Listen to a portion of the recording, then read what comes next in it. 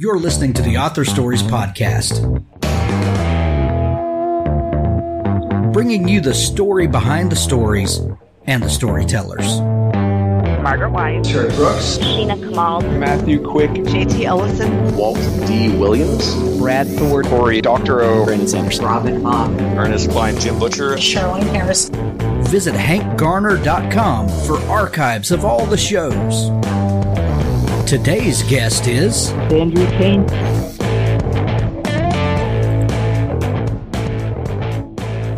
Thanks for tuning into Author Stories. We've got a spectacular show for you today. Before we get into that, I want to tell you about a sponsor, Patricia Gillum.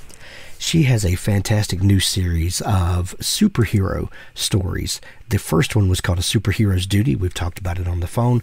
And the new one is called World Gone Red. World Gone Red is a sequel to A Superhero's Duty. Daniel Spires reveals to his team and Icarus that someone has been mass abducting the children of modern heroes and villains around the world. Icarus searches for answers while dealing with the physical aftermath of his encounter with Hailstrom. His powers are fading, and a compromised hero may cost him his life.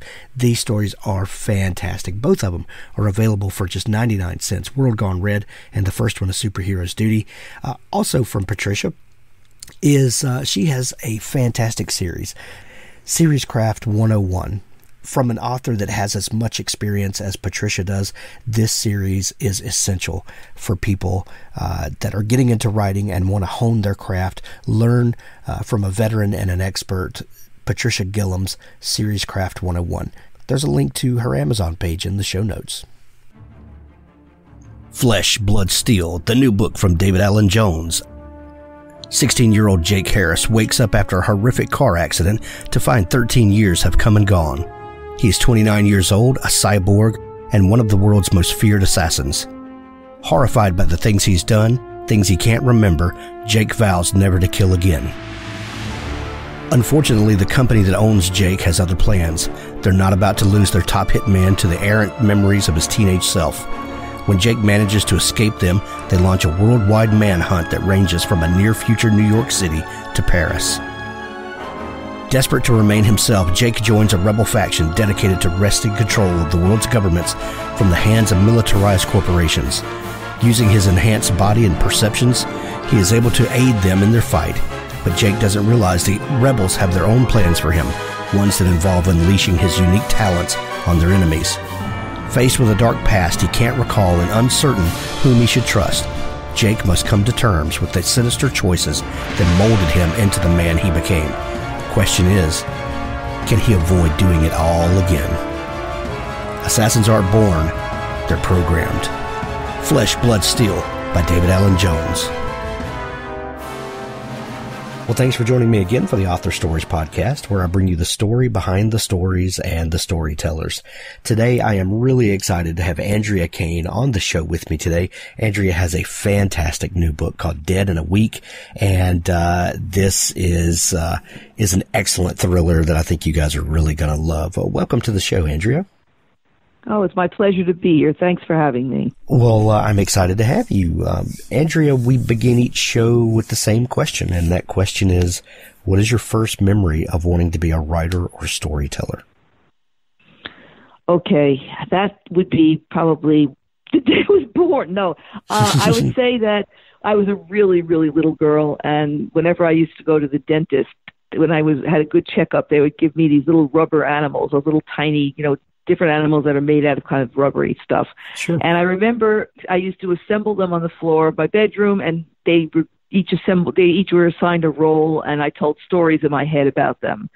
So each of them had, one would be the mother, one would be the father. It was obviously a little girl's view, but I was a storyteller forever. I can't remember ever not doing that. I love that. I hear so many stories of, and everybody has a little different story of how they came to writing or when they discovered storytelling. But for so many people, it's just one of those things that's always been there. And I love hearing that. It makes me feel not so weird. You're definitely not weird. And you should have read my diaries after that, my long journal articles. I mean, everybody else would write, "Dear diary, I'm fine, love so-and-so." And I would write long things about my day at school and who was mean to me and everything. Oh, I love it. I love it. You know, there's just, I think the earlier we learn, that writing can be cathartic and can help us process things, I think the better we are. Exactly. So, when you were younger and really discovered reading, when it became really important to you, what kind of books or genre or types of stories did, really captured your imagination? Well, I definitely started out as a Nancy Drew teeth cutter. I mean, I loved that. It's far back as I can remember reading. It was that. And then when I was about, third grade or so, I went through this biography stage where I wanted to read all about like Florence Nightingale and Clara Barton and all kinds of people that really fascinated me. Then I, unfortunately, for my imagination, which tells you how bad I am about reading horror, I got into stuff like Mary Queen of Scots, and it was my first experience reading about a guillotine, and I just flipped out. It was so horrible. If you saw him beheaded, and I didn't sleep for I don't know how long, and I remember thinking that she had that done to her at that same age my mom was. So until my mom turned to the next year, I was hysterical that something terrible was going to happen to her. That just shows how weird the writer's mind is. Oh, yeah, but the other side of that is it's always fascinating to hear what those early influences are, because those things have a tendency to follow us into adulthood and then into the writing that we do. That love of mystery, that fascination with the macabre on some level tends to seep into the stories that we tell. Yes, you're right. So Andrea, at what point did you know you were going to be a writer? And that's why I make a distinction between storytelling and writing. I think storytellers are born, and then if you want to take that and work on it and tell stories for other people, then we study writing and we work at the craft of that. At what point did you know you wanted to write books? I always had this dream, but I don't think that you ever can say to yourself, I know I'm going to be an accomplished novelist, because it just seems like such a lofty aspiration. I remember I wrote all kinds of, not journal articles, but more essay pieces that were published in high school things worldwide, not worldwide, nationwide and stuff. And those were not creative as much as they were just, reporting sort of stuff. But what happened was when I started because I cut my teeth in terms of writing on historical romantic suspense before I got into suspense thrillers. So I was reading them like 100 a day, and I started doing book reviews at the time it was called Romantic Times as opposed to RT Reviews. And that taught me a lot. First of all, I read extensively because of it. It also taught me a lot about writing, and it taught me what I liked and didn't like. And it also taught me, of all things, how to be very terse and make things very concise. And I knew that I could never do that. Even though I did it for the reviews, I knew that if I wrote, there was no way it was going to be short. And I've been told by some of the FBI consultants I work with that my emails are novels unto themselves. So I guess that's true. That's fantastic. So I guess the answer is always, but never did I believe that I could do it until I actually sat down and did it. And that was when I was doing the shorter things like the reviewing when my daughter was little and still home, because I was sort of doing both. I was managing being a full-time mom at the same time as I was doing that. And when she went to actual kindergarten is when I sat down and said, I'm going to try this, because I'm getting to a point where I'm saying, I would have done this a little differently, or, what if this had happened instead? So I thought, that's it. Instead of being so arrogant, just think that this could have been better, write your own and see if it is. Well, for a lot of people, there's a moment of realization. Maybe it's when we read a particular book and say, "Oh my goodness, I think I could do this better, or I could at least do as well." Sometimes that's kind of maybe a negative connotation. Sometimes there's someone that puts an idea forth to us, and it's something we've already been thinking about, but it's just that positive reinforcement. Was there any particular moment for you, or was it just this building thing that I'm surrounded by books and stories, and I do all this stuff about books? Maybe I should give it a try myself. It was probably a building thing, I would say, because I can't remember a moment where I just said, I always felt like it was too arrogant to say to myself, you can write a novel, but I always thought maybe I'd like to try. So as I built through this, and I learned all through things that I was doing, so it helped me feel like a little more confident that I could sit down and do it. But actually, the idea of sitting down and doing it was an increasing feeling of I would do this differently, or gee, I'd like to try this. And my biggest thing was, what if I could combine a really good historical romance with a really solid suspense, because that's what I wanted to do. I didn't want to write a plain historical romance. Not that there's anything wrong with that, but I wanted to put a heavy element of suspense in it. So I did. That's what I started out by doing. And I did that until I reached the point where I thought my voice is starting to come out more contemporary. I'm going someplace else and I can feel it, so it's time to reassess. What year was that when you started writing those books? Which ones? The historical romantic? The ones where the romantic suspense where you're mixing the genre. I guess what I'm asking is, was that something that was happening in the market already, or were you kind of forging from some new territory? There were elements of it that I'd read, but not as much of it. I would say a 50-50 balance that I was kind of trying to strive for, and it was 1991 when my first book came out. Now I'm only 24 years old. So of course. it was in utero that I wrote. Right. Right. You had a medium that was helping you or something. Exactly. Yeah. Exactly. You sold me. I'm with you. When you started wanting to merge those genres and tell the kind of stories that really appealed to all of your interest, was were there people interested in those kinds of stories? What was it like getting them out to the world? Well, the good part was that everybody loved the stories. The bad part was that it was hard getting it out because the bookstore owners and because at that time it wasn't an Amazon world. It was, it was a brick and mortar world. Right. They didn't know how to rack the books because they didn't want to rack them as romances. They didn't want to rack them as suspenses because that was all the contemporaries, and they really didn't know what to do with it. So we ended up finally, I think, it was mostly in historical romance. It was sometimes in mystery. It was sometimes in suspense. It was kind of a little of everywhere. But I understood there wasn't an assigned name to that kind of a novel, and they really didn't.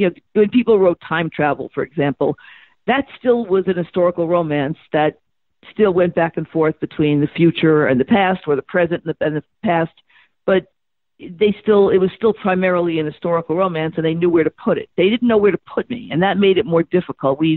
My daughter, who was really, in kindergarten at that point, was basically walking into bookstores, taking my book and making it face out on the shelf and screaming out, "Look, it's that new wonderful book by Andrea Kane," so that all the customers would come running over it. Oh, man. We all wish we had someone like that in our life. And a child can get away with it. Oh, of course. That is fantastic. Well, even though we do live in an Amazon world, I think authors still struggle with categories and genre, and especially if you write a story that's a little weird for the current, taste and market. The landscape has changed, but I think we still deal with some of that and trying to find exactly who your ideal reader is and getting the word out to them. You're absolutely right, because people will say to me, "Do you write romantic suspense? Do you write suspense thrillers? Do you write pure suspense?" And honestly, I used to say I write. Yes, because I used to say I write psychological thrillers, because that, in a sense, is a lot of what I write. But then I look at it and I say, well, characterization is hugely important to me. So I can't say that the relationships in my books aren't significant, because they are. And you're right. It's like, yes is the answer. Well, at what point did you feel like that you got a foothold? Because you've gone on to hit the New York Times bestseller list. Your books have found an audience for sure. How deep into this were you before you felt like that you had found your people? my first transition into contemporary stuff. When I reached the last of my 14 historical romantic suspenses, and I knew at that point that it was time. I just knew my voice had changed. That's when I wrote Run for Your Life, which was my first. At that point, I considered it a romantic suspense because it was heavier still, because I was making the transition. It was heavier on the romance. So I made that transition, and it just felt really right. And that was actually my first book that hit the New York Times list. So I just knew the voice was changing. You know, people had asked me often, did you do this because one was more popular than the other? And the truth is, I don't really think, at least I'm capable of writing for the market. I need to write the book that's inside me to write. So to say, well, this is more popular, so that's what I'll do, I can't. Right. It just happened to work out.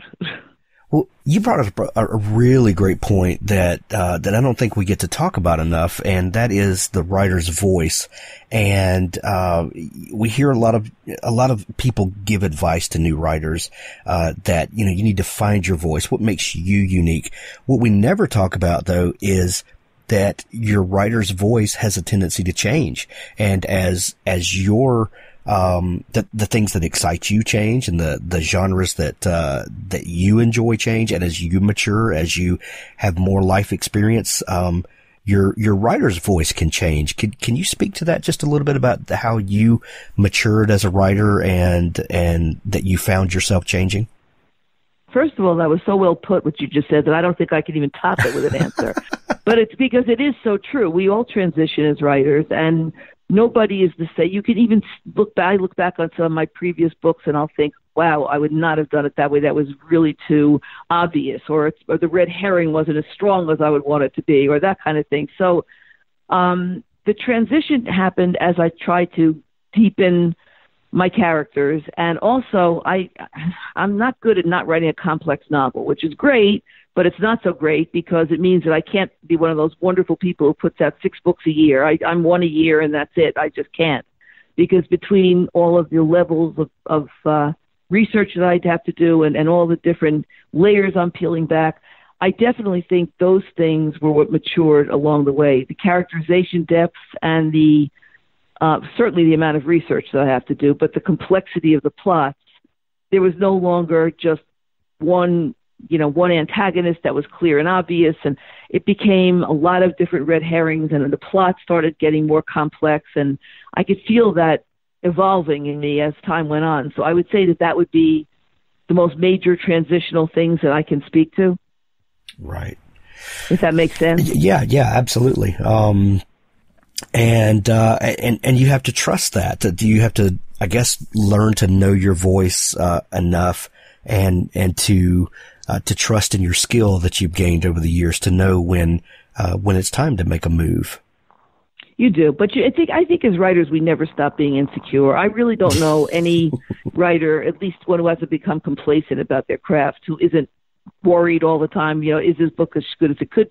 People used to say to me earlier on that I was so much of a perfectionist that even after I'd finally gone through the book 3,000 times and I'd finally sent it on its way, in those days not by email but by the UPS truck, and everybody would say to me, "We see you running after the UPS truck. Stop! I have another change I want to make."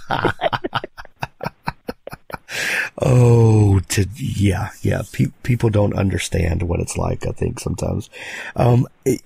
There's, I've interviewed lots of authors. Some of them, every book that they publish, debuts at #1 on the New York Times bestseller list. There are some names that are instantly recognizable by everyone on planet Earth. And what's interesting is that everyone's story is the same, that when you publish that book and you go back to the computer or the notebook or the typewriter or whatever to start the next book, everyone feels like a fraud. Like, okay, that last thing, that was a fluke. I'll never be able to do it again. Exactly. And it's starting from ground zero every single time. That it's, writing, I think is unique in that sense that when the blank slate comes up, it's really a blank slate every time. it's like starting a new job every time you start a new book. Right. At least you athletes... walk in, you don't know the people, you don't know the place, you don't know what you're doing, and you keep thinking somebody else must have done the other one because I didn't. Exactly. I think, even athletes in the off season can still go to the gym and maintain, physical fitness. And then when spring training starts, it's kind of easing back into the thing you were already doing. But when especially if you're not writing in a series and you've got to come up with a new idea, new characters, and it can be crippling for people. After publishing more than 25 books, how do you deal with those feelings of starting a new project? I'm usually overwhelmed. There's a part of me that wants to press page down and hope that some writer's muse has written something for me to start. Because the beginning is so overwhelming. I mean, even if I have, and I always have, some degree of an outline, which changes throughout the whole book anyway, and is usually nothing like the book when I finish it. But even having that, I sit down and I think, well, how am I beginning this? What am I doing? Am I starting with a specific character? Am I starting with, and then I have a tendency to want to say everything all at once, which is ridiculous because then I would be one chapter into a book and be done. So it goes all over the place. Sometimes it's easier. Sometimes it'll be a book where I have a really strong feeling about the onset. Doesn't mean the whole book will be that way. But with Dead in a Week, I was a mess because this was literally the hardest book I ever had to write. And, we'll talk about it obviously later on, but I'm just saying it was so difficult for me because I was starting with not only a brand new group that was joining the Forensic Instincts team, which I have written a bunch of books about. This is all a series. But so I had a new core group that I had to deal with, and I also had to do all of this international research because so much of the book takes place in Croatia and in Munich, and I've never done that before. So I was such a mess plus I had never done industrial espionage. This was the whole new realm in so many different ways. I drove my sources crazy. I know I did, but I'm a perfectionist and I had to do it exactly right. So there are books that are easier. There's one or two that I could think of that came more readily if they were spin-offs, for example, and I already knew that character that had his or her own story. But still in all, each one of them has a whole new storyline, a lot of research that goes along with that storyline, then a whole new set of other characters that comes along with that. So it's not ever where you just sit down and say, I'm cool. It's just you sit down and you generally say, oh, my God, why did I ever decide, I wanted to do this when I grew up?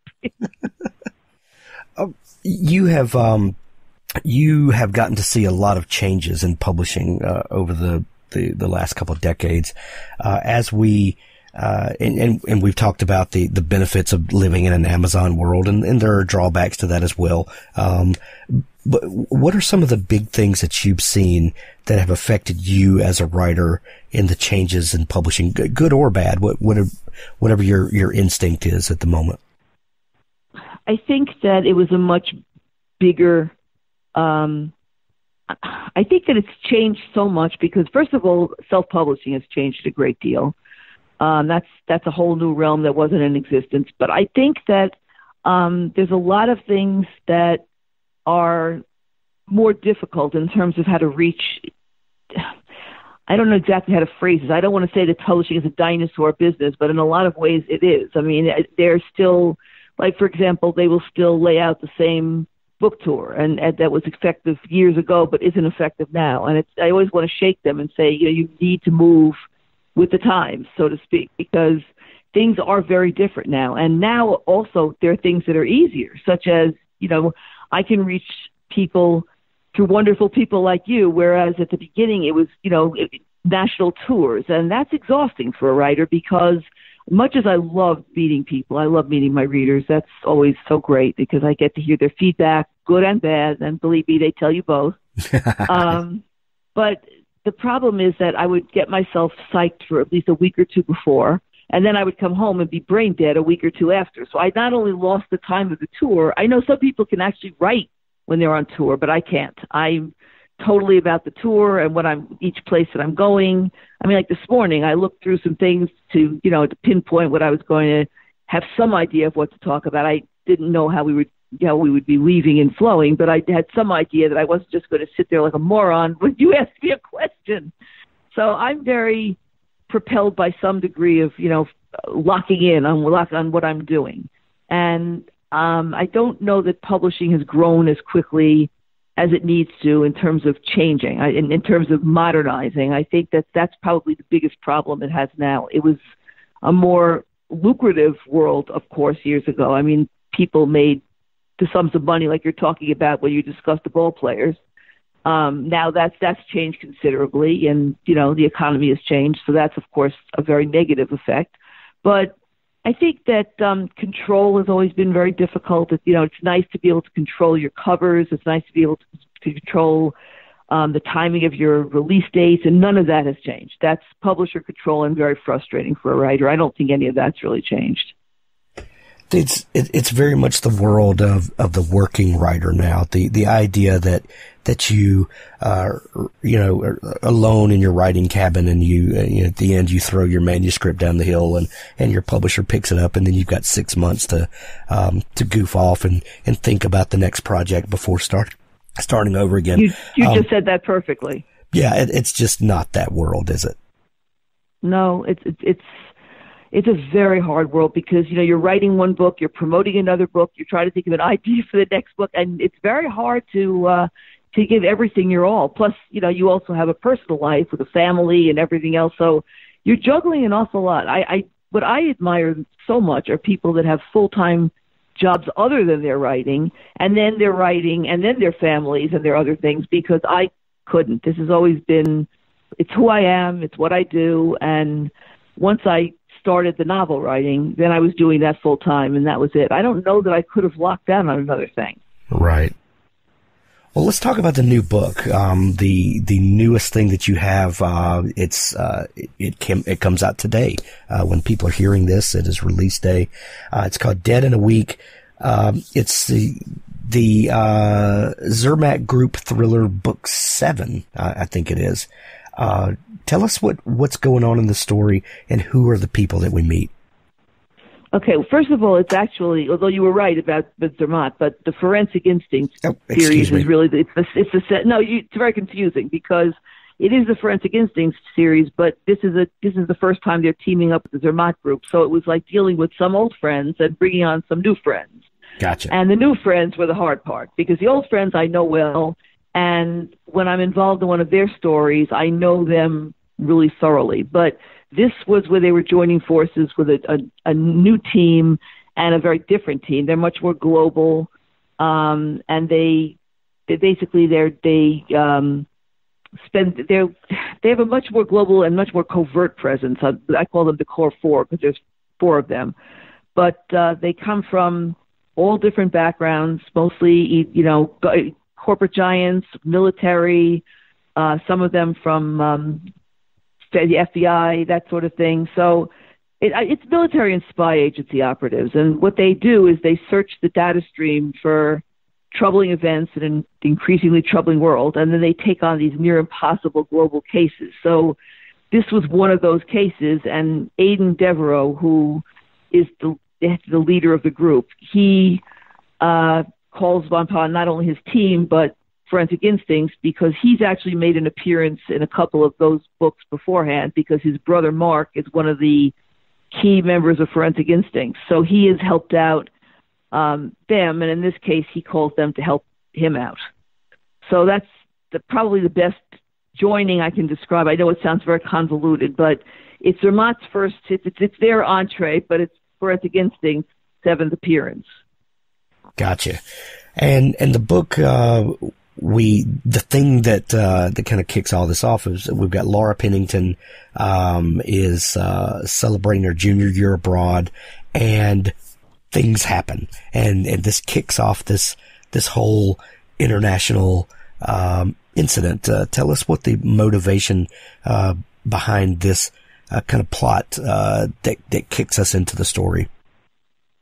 Well, first of all, this was unusual for me because Aidan was there. He was sort of in my head and there, and I needed to just flesh him out and move on from him. That part is typical of the way I write. But what wasn't typical was that I usually don't focus on something that's really ongoing in the current news, and this was. This was about all of the the current news situations that are going on about industrial espionage targeting U.S. tech companies. It was just in my face everywhere I looked. It just kept popping up. And then came the what if.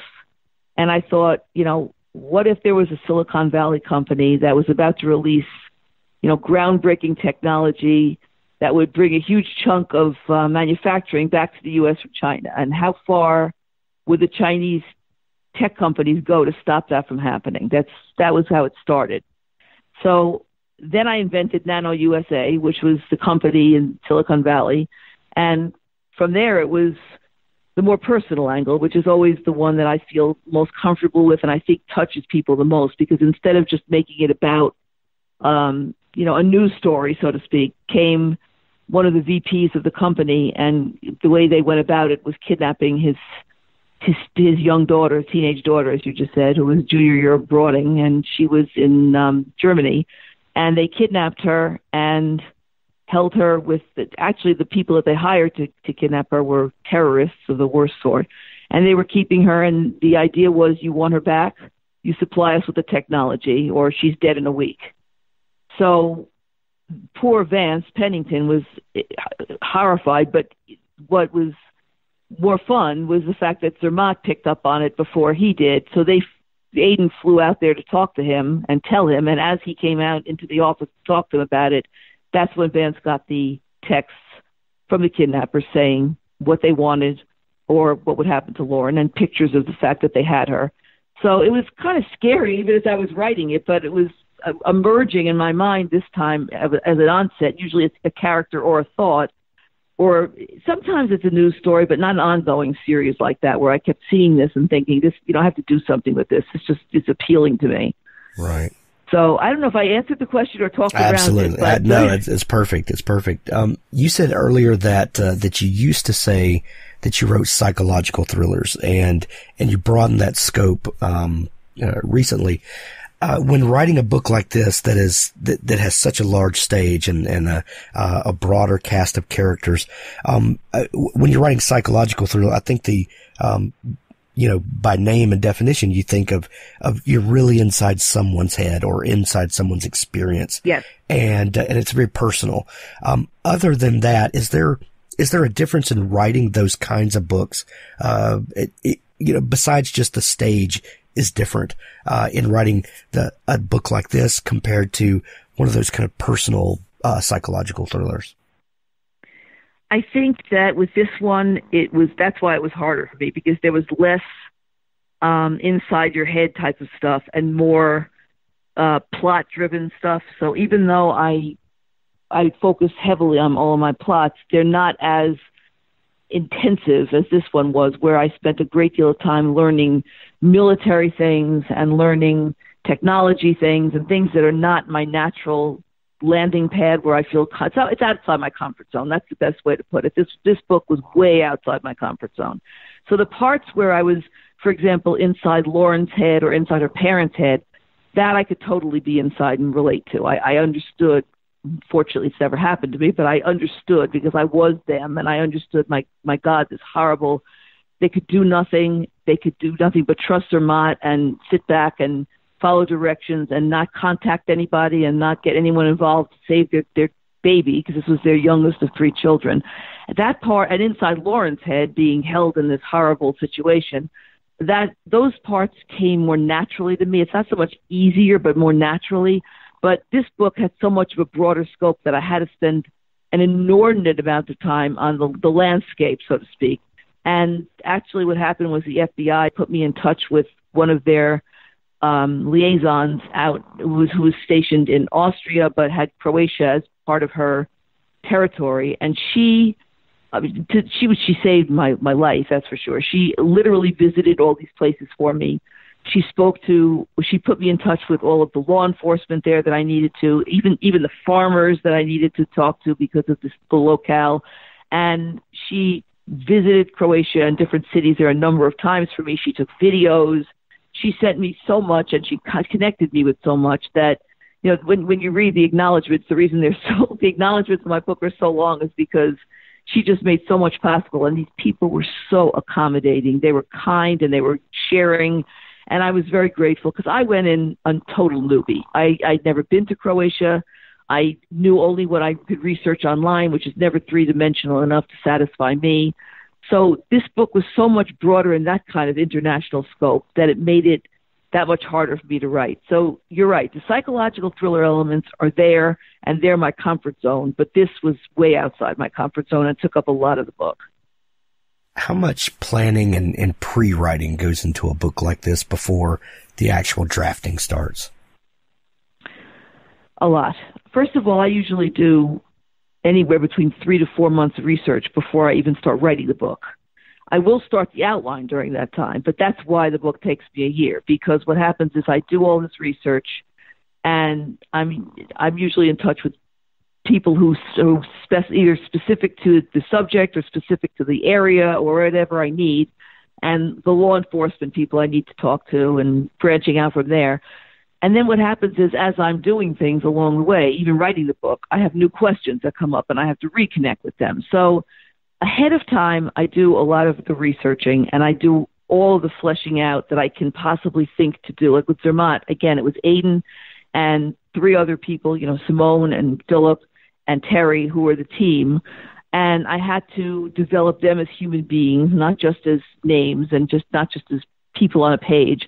So I needed to flesh them all out. And that was very hard because, again, that takes a great deal of time. So I will do sketches and I will do a rough outline. But I always say rough because eventually what I end up doing, which is the thing that works best for me, is by the time I'm into the book a little, I divide it into thirds.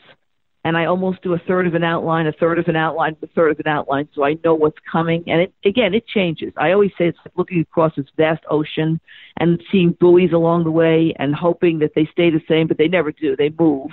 So as you're swimming, you have to swim to a new target, but at least they're there, so they're comforting to know they're there, as opposed to having nothingness between you and the other end of the ocean. That would kill me. I know there are people who write without an outline, and sometimes people write without knowing who did it. I could never do either of those. It's just not me. So that's what made it so difficult. Crazy. I think that would drive me crazy writing a book like this. And a lot of people are somewhere in between, where we have a roadmap, but leave a little room. But I have to know where I'm going. That would drive me crazy to not know who did it and how it's going to resolve, I think. I wouldn't be able to do it also because I'm busy trying to weave that person innocuously into the book. And also, at the same time, I'm also putting in my red herrings and the sort of subplots within the plots. And I don't know how you can do that without knowing who did it. Right. And you've done it so well in this book. The book is dead in a week. It's out everywhere today. I highly recommend this book.